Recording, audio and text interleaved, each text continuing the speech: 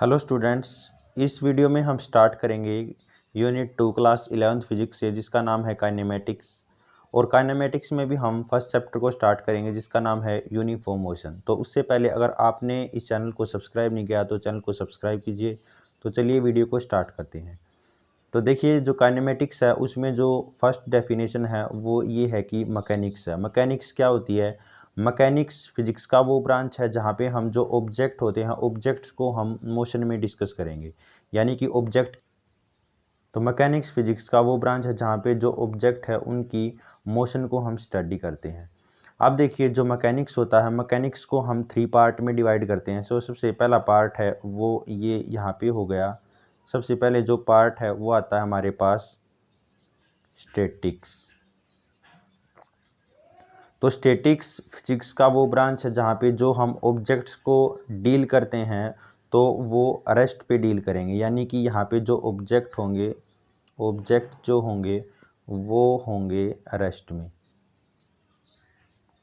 उसके बाद जो सेकंड पार्ट आएगा हमारे पास वो आएगा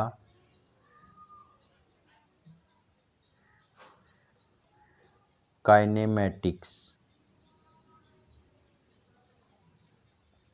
तो इस पार्ट में हम ऑब्जेक्ट्स को मोशन में स्टडी करेंगे, ऑब्जेक्ट इन मोशन।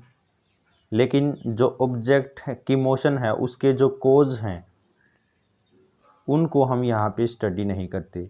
तो ये फिजिक्स का वो ब्रांच है जहाँ पे हम ऑब्जेक्ट को मोशन में तो स्टडी करते हैं, लेकिन उस मोशन के क्या क्या कारण हैं, क्या क्या कोज हैं, उसको हम स्टडी नहीं करेंगे। जो थर्ड पार्ट आता है हमारे पास वो आता है डायनामिक्स। तो इसमें हम जो ऑब्जेक्ट है उसको मोशन में स्टडी करेंगे, लेकिन यहाँ पर जो मोशन के जो कोज हैं उसको भी हम स्टडी करेंगे। तो ये हमारे पास 3 टाइप्स के जो मैकेनिक्स है वो है। सबसे फर्स्ट जो है वो ये है स्टैटिक्स ब्रांच। तो स्टैटिक्स में हम क्या करेंगे, हम ऑब्जेक्ट को रेस्ट में स्टडी करेंगे। तो ये फिजिक्स का वो ब्रांच हुआ जहाँ पे हम ऑब्जेक्ट की जो रेस्ट में है उसके साथ डील करते हैं। सेकंड है हमारे पास काइनेमेटिक्स। तो काइनेमेटिक्स फिजिक्स का वो ब्रांच हुआ जहाँ पे हम जो ऑब्जेक्ट होंगे उसको मोशन में स्टडी करेंगे, लेकिन वो मोशन किस कारण की वजह से हो रही है, कौन क्या क्या उसके पीछे कोज हैं, उसको हम स्टडी नहीं करेंगे। थर्ड पार्ट है हमारे पास डायनामिक्स। तो डायनामिक्स फिजिक्स का वो ब्रांच है जहाँ पे हम ऑब्जेक्ट को मोशन में स्टडी करेंगे, लेकिन उसके जो कोज हैं साथ में हम उसको भी स्टडी करेंगे। तो ये हमारे पास मैकेनिक्स के 3 ब्रांचेज हैं। नेक्स्ट टॉपिक देखते हैं। नेक्स्ट है हमारे पास रेस्ट। तो देखिए, जो ऑब्जेक्ट होंगे उनको हम रेस्ट पे कब कहेंगे, जब वो अपनी पोजीशन को चेंज नहीं करेंगे टाइम के साथ और सराउंडिंग के साथ, यानी कि does not change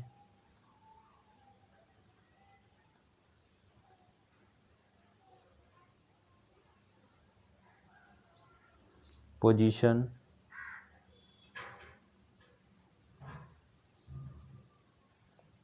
with respect to time और सराउंडिंग।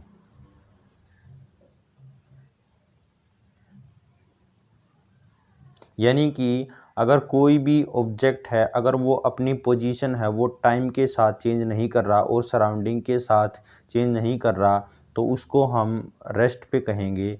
तो अब इसका एग्जांपल ले लेते हैं हम। देखिए, जैसे कोई भी बुक है, एक बुक ली हमने, उसको हमने टेबल पर रख दिया, तो वो जो बुक है वो अपनी पोजीशन है वो टाइम के साथ चेंज नहीं कर रही, तो इसका मतलब जो बुक होगी वो रेस्ट पे होगी। नेक्स्ट जो कंसेप्ट है हमारे पास वो है मोशन। देखिए, मोशन क्या होगा, मोशन में जो ऑब्जेक्ट है वो अपनी पोजीशन को चेंज करेगा टाइम के साथ। तो चेंज पोजीशन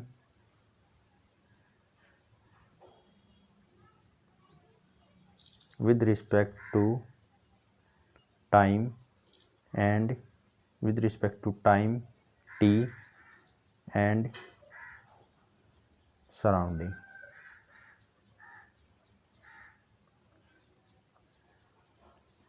तो ये मोशन का केस है। मोशन में जब कोई भी ऑब्जेक्ट होगा तो वो अपनी पोजीशन है उसको चेंज करेगा टाइम के साथ। अब देखिए जो हमारे पास मोशन आती हैं तो मोशन के हमारे पास 3 टाइप्स होते हैं। तो सबसे पहला जो टाइप है वो है रेक्टिलिनियर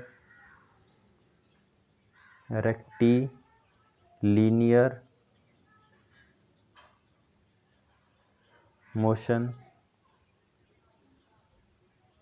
तो ये जो मोशन है इसमें जो बॉडी होगी वो स्ट्रेट लाइन में मूव करेगी, यानी कि जो बॉडी होगी वो इस तरीके से बिल्कुल स्ट्रेट लाइन में मूव करेगी ऐसे। तो इस मोशन को हम रेक्टिलिनियर मोशन भी कहेंगे या इसको हम बोलते हैं ट्रांसलेटरी मोशन। नेक्स्ट जो मोशन है हमारे पास वो है सर्कुलर मोशन। तो इसमें जो बॉडी होगी वो सर्कल में मूव करेगी, यानी कि बॉडी है वो इस तरीके से मूव करेगी। इस टाइप की मोशन को हम सर्कुलर मोशन कहेंगे। उसके बाद थर्ड टाइप की जो मोशन है हमारे पास वो है ओसिलेटरी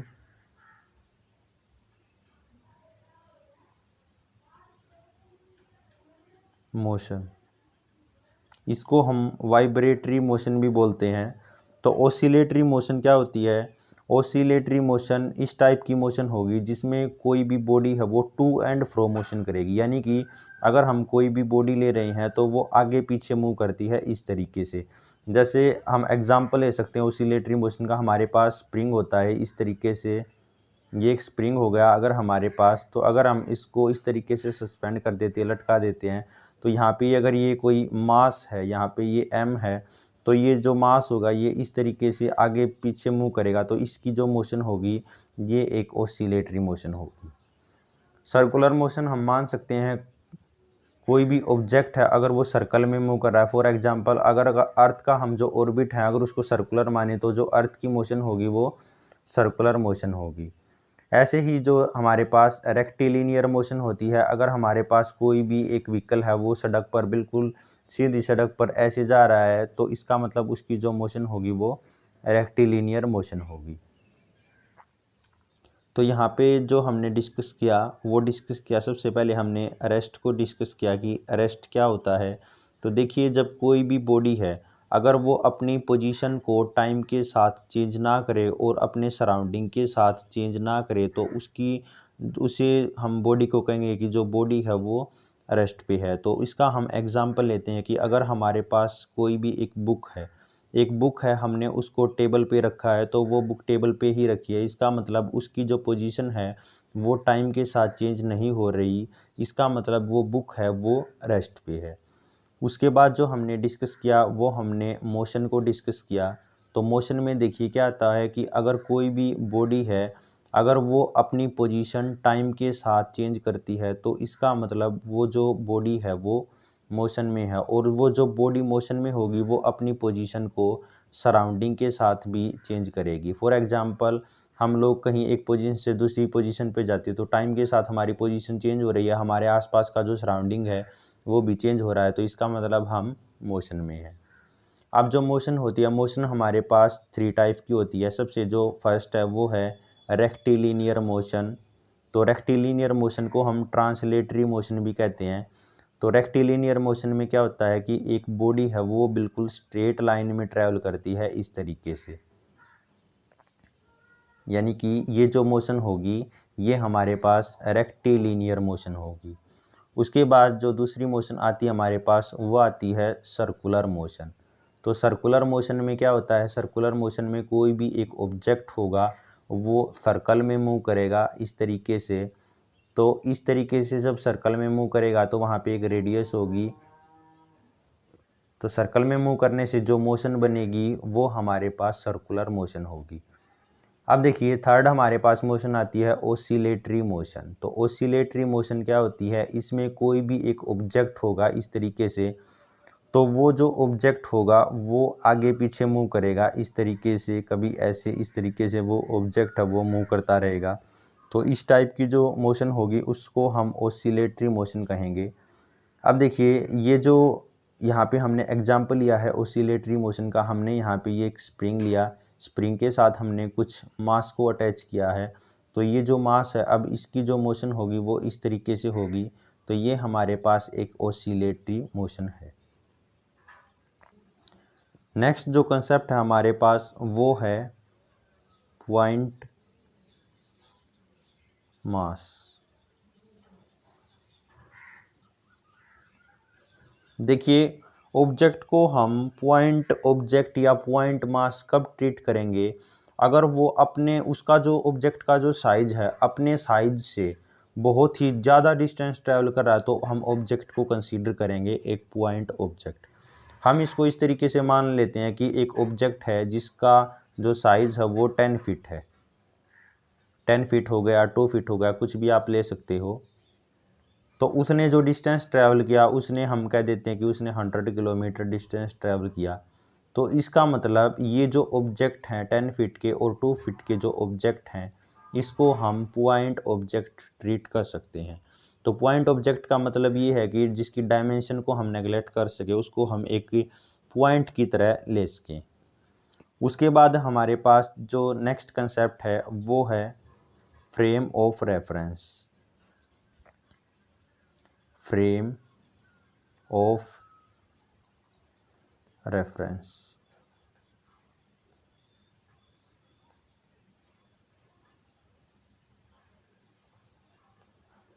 तो देखिए जो फ्रेम ऑफ रेफरेंस क्या होता है, फ्रेम ऑफ रेफरेंस एक कार्टेशियन कोऑर्डिनेट सिस्टम होता है, उसको हम इस तरीके से बनाते हैं। जहाँ पे अगर हम एक कार्टेशियन कोऑर्डिनेट सिस्टम बनाएं तो इस तरीके से देखिए,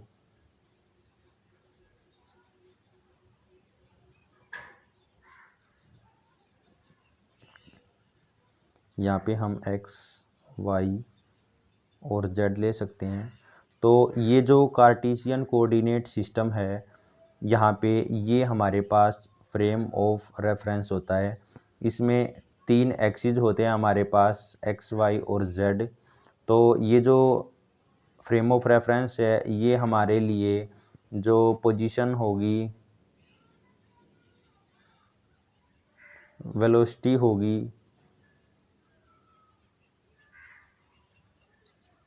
इन सब को, डिस्प्लेसमेंट हो गया, तो इन सब को मेज़र करने के लिए ये जो फ्रेम ऑफ रेफरेंस है ये यूज़ में लिया जाता है। अब देखिए हमने मैथ में भी पढ़ा, अगर हम कोई भी पॉइंट लेते हैं यहाँ पे P, तो उसको हम कैसे रिप्रेजेंट करेंगे, उसके लिए हमें 3 कोऑर्डिनेट चाहिए होंगे x, y, z। तो ये x, y, z क्या बताएंगे, इस P पॉइंट की पोजीशन को बताएंगे। तो ये हमारे पास फ्रेम ऑफ रेफरेंस होता है। उसके बाद है हमारे पास वन डायमेंशनल मोशन, यानी 1D मोशन भी बोलते हैं इसको। वन डायमेंशनल मोशन देखिए क्या होगी, वन डायमेंशनल मोशन वो मोशन होती है जिसमें सिर्फ जो ऑब्जेक्ट है वो एक ही डायरेक्शन में मूव करता है, यानी कि जो हमारा कोऑर्डिनेट सिस्टम होगा सिर्फ उसमें एक कोऑर्डिनेट चेंज होगा, बाकी 2 कोऑर्डिनेट चेंज नहीं होंगे। अब देखिए इसका एग्जांपल लेते हैं हम। यहाँ पे ये हमने एक कोऑर्डिनेट सिस्टम ऑफ एक्सिस बना दिया। तो इसमें देखिए यहाँ पे अगर ये x एक्सिस है, ये y एक्सिस है और ये z एक्सिस है। तो अगर हम कह रहे हैं कि कोई ऑब्जेक्ट है वो स्ट्रेट लाइन में मूव कर रहा है इस तरीके से और वो x एक्सिस की तरफ मूव कर रहा है, तो इस तरीके से अगर कोई ऑब्जेक्ट मूव कर रहा है यहाँ पे इस तरीके से, तो इसका मतलब किसी भी टाइम पे अगर उसकी पोजीशन यहाँ है तो यहाँ है। तो कोऑर्डिनेट इसमें सिर्फ कौन सा चेंज हो रहा है, मान लेते हैं यहाँ पे x की वैल्यू हम 1 ले लेते हैं, यहाँ पे 2 हो गई। तो इसमें जो कोऑर्डिनेट चेंज हो रहा है वो सिर्फ x कोऑर्डिनेट चेंज हो रहा है, सिर्फ 1 डायमेंशन चेंज हो रही है। तो इसका मतलब ये जो मोशन है वो 1 डायमेंशनल मोशन है। अब देखिए नेक्स्ट हमारे पास 2 डायमेंशनल मोशन। तो 2 डायमेंशनल मोशन कौन सी मोशन होगी, जहाँ पे 2 कोऑर्डिनेट चेंज होंगे। अब इसको भी इसी तरीके से समझते हैं कि ये अगर हमारे पास एक्स वाई जेड 2 कोऑर्डिनेट हैं, तो अगर कोई भी ऑब्जेक्ट है वो एक्स जेड प्लेन में मूव कर रहा, मान लेते हैं यहाँ पे है इस तरीके से, तो उसकी पोजीशन को बताने के लिए जो कोऑर्डिनेट एक्स है और जेड है दोनों चेंज हो रहे हैं, तो उसको हम 2 डायमेंशनल मोशन कहेंगे। अब देखिए नेक्स्ट है हमारे पास 3 डायमेंशनल मोशन। 3 डायमेंशनल में क्या होगा कि जो कोऑर्डिनेट हैं वो तीनों कोऑर्डिनेट चेंज होंगे। तो इस टाइप की जो मोशन होगी जहाँ पे तीनों कोऑर्डिनेट चेंज होते हैं, उस टाइप की जो मोशन है उसको हम 3 डायमेंशनल मोशन कहेंगे। तो यहाँ पे जो हमने डिस्कस किया वो हमने एक तो पॉइंट मास को डिस्कस किया। पॉइंट मास देखिए क्या होता है, पॉइंट मास या पॉइंट ऑब्जेक्ट वो होता है जिसकी डायमेंशन है बिल्कुल नेग्लिजिबल है, यानी कि उसको हम एज ए पॉइंट ट्रीट कर सकते हैं। या हम कह सकते हैं कि अगर कोई भी ऑब्जेक्ट है वो बहुत ही ज़्यादा डिस्टेंस ट्रैवल कर रहा है उसके साइज़ के कंपैरिजन में, तो उस ऑब्जेक्ट को हम पॉइंट ऑब्जेक्ट कह सकते हैं। नेक्स्ट है हमारे पास frame of reference. Frame of reference देखिए क्या होता है, ये एक कोऑर्डिनेट सिस्टम ऑफ एक्सिस है। यहाँ पे ये हमने 3 एक्सिस बनाए हैं एक्स वाई जेड। तो ये जो कोऑर्डिनेट सिस्टम ऑफ एक्सिस है इसको हम फ्रेम ऑफ रेफरेंस कहेंगे। ये हमारे लिए क्या काम करता है, इस फ्रेम ऑफ रेफरेंस से ही हम जो ऑब्जेक्ट है उसकी पोजीशन को बताएंगे, उसकी वेलोसिटी को बताएंगे, डिस्प्लेसमेंट को बताएंगे। तो वो जो सब काम होता है वो हमारा किस की हेल्प से होता है, वो हमारा फ्रेम ऑफ रेफरेंस की हेल्प से होता है। अब देखिए फ्रेम ऑफ रेफरेंस में हमने पढ़े कि जो हमारे पास कोऑर्डिनेट होंगे वो 3 टाइप के कोऑर्डिनेट होंगे एक्स वाई जेड, वो ऑब्जेक्ट की पोजीशन को बताएंगे।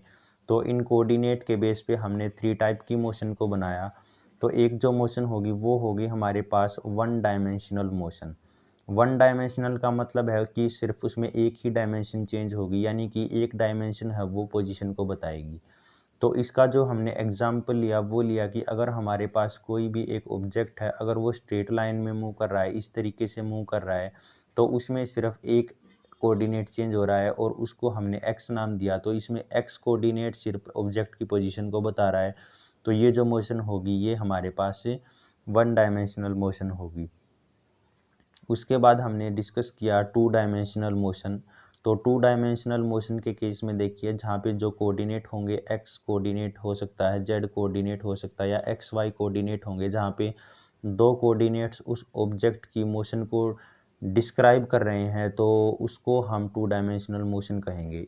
इसका जो एग्जांपल है वो है कि कोई भी एक इंसेक्ट है, इंसेक्ट अगर कोई भी फ्लोर पे क्राउलिंग कर रहा है, फ्लोर पर रेंग रहा है, तो यानी कि फ्लोर एक प्लेन की तरह ट्रीट कर रहा है और उसकी जो मोशन होगी वो हमारे पास 2 डायमेंशनल मोशन होगी।